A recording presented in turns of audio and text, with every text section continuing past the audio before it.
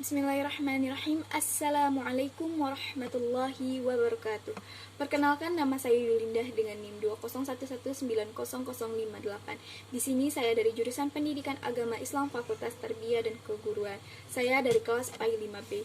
Di sini saya membuat judul proposal tentang implementasi pendidikan agama Islam dalam pembentukan akhlak siswa dengan metode keteladanan. Pendidikan pada saat ini masih banyak masalah yang belum terselesaikan dengan baik, khususnya di bidang mutu, efektivitas maupun efisiensi pendidikan itu sendiri. Pendidikan agama Islam merupakan salah satu peranan penting dan memiliki fungsi dalam meningkatkan ketakwaan kepada Allah Subhanahu wa taala dan membentuk akhlak yang baik.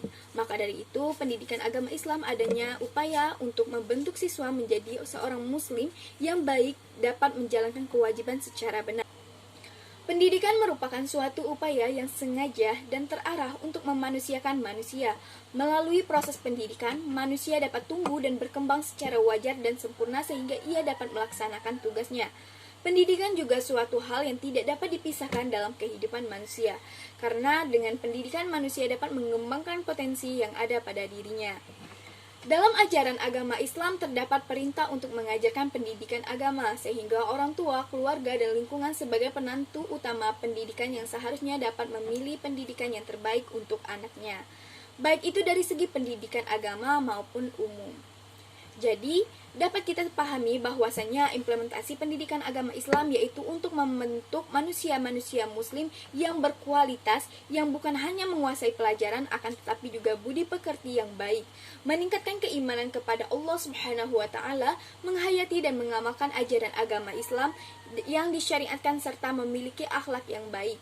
Karena akhlak yang baik adalah refleksi dari implementasi pendidikan agama Islam itu sendiri. Dan yang selanjutnya yaitu pendidikan akhlak. Pendidikan akhlak ini adalah salah satu pendidikan yang wajib diberikan kepada anak sejak kecil. Hal ini dikarenakan pada usia tersebut anak masih suci, bersih, dan belum terkontaminasi dengan berbagai perangai buruk. Oleh karena itu, sebagai orang tua perlu mengajarkan dan mencontohkan perbuatan-perbuatan yang mulia yang sesuai dengan ajaran Al-Quran dan hadis Nabi Muhammad SAW.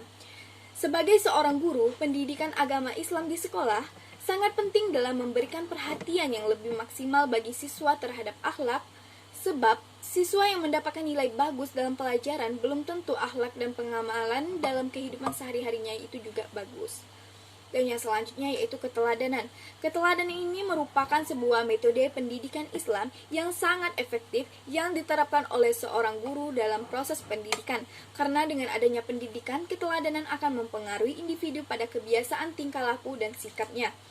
Di dalam sejarah dapat kita ketahui bahwa Rasulullah SAW dalam hidupnya selalu memberikan contoh yang baik kepada para sahabat-sahabatnya melalui keteladanan, baik itu dari ucapan, perbuatan, sehingga saking terpujinya akhlak beliau mendapatkan julukan Al-Amin. Dan yang selanjutnya yaitu keteladanan.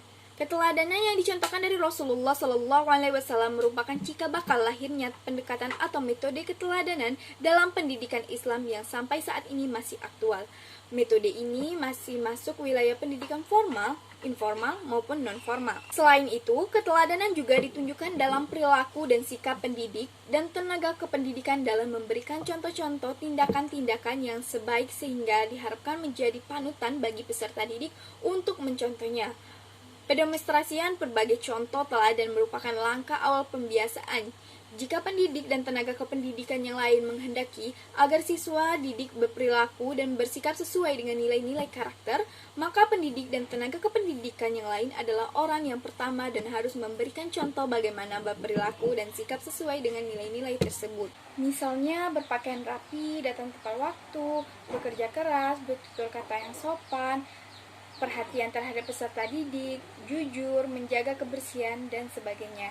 Jadi, keteladanan guru adalah suatu yang patut ditiru oleh peserta didik yang ada pada gurunya. Guru di sini juga dapat disebut dengan subjek teladan atau orang yang diteladani oleh peserta didik. Maka, menjadi teladan merupakan bagian dari seorang guru, sehingga menjadi guru berarti menerima tanggung jawab untuk menjadi teladan. Tentu saja, pribadi dan apa yang dilakukan guru akan mendapat sorotan oleh siswa dan orang sekitar. Maka dari itu, guru harus menunjukkan teladan dan moral yang baik. Sehubungan dengan ini, Allah Subhanahu wa taala berfirman, Bismillahirrahmanirrahim. Laqad kana lakum fi Rasulillahi uswatun hasanatun liman kana yarjullaha wal yawmal akhir wa dzakarallaha katsira. Yang artinya adalah, sungguh telah ada pada diri Rasulullah SAW itu suri teladan yang baik bagimu, yaitu bagi orang yang mengharapkan rahmat Allah dan kedatangan hari kiamat dan yang banyak mengingat Allah. Surah Al-Ahzab ayat 21.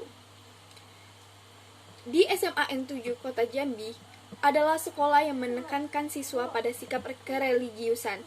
Hal tersebut tercermin melalui kegiatan yang biasanya dilakukan di sekolah, yaitu melalui dari membaca doa sebelum belajar, membaca Al-Quran, melakukan sholat berjamaah di masjid, dan menyetor hafalan surah-surah pendek.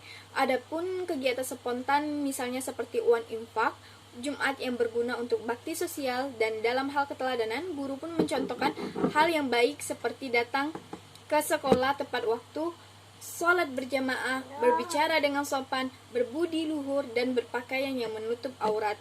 Usaha pembentukan akhlak di SMA Negeri 7 Kota Jambi ini dilakukan dengan banyak cara, yaitu melalui pembelajaran PAI di dalam kelas itu sendiri yang dilakukan oleh guru dengan metode dan strategi yang sesuai. Adanya program keagamaan tambahan seperti ekstrakurikuler rohis maupun ekstrakurikuler lainnya yang menunjang pembentukan akhlak siswa. Selain itu, adanya kantin kejujuran juga melatih akhlak siswa agar senantiasa merasa diawasi oleh Allah Subhanahu wa taala.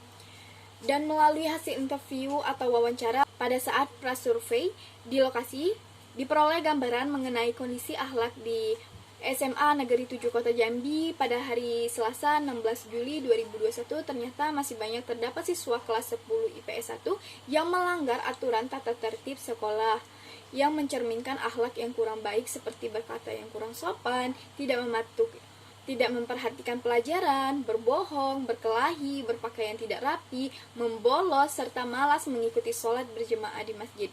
Dengan munculnya permasalahan-permasalahan dan fakta yang ada di lapangan, yang telah menjadikan saya tertarik untuk meneliti tentang implementasi pendidikan agama Islam dalam pembentukan akhlak siswa di SMA N7 Kota Jambi.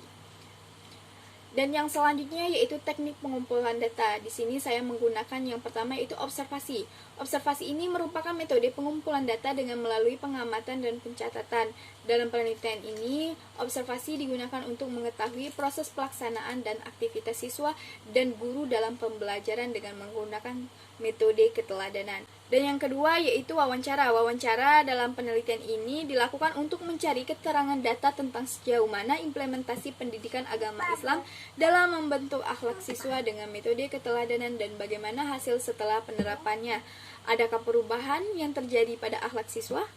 Dan yang ketiga yaitu dokumentasi. Dalam penelitian ini, metode dokumentasi ini digunakan untuk membuat dan menyimpan gambar, tulisan terhadap segala hal, baik objek atau peristiwa yang terjadi. Proses ini digunakan untuk memperkuat data yang diperoleh.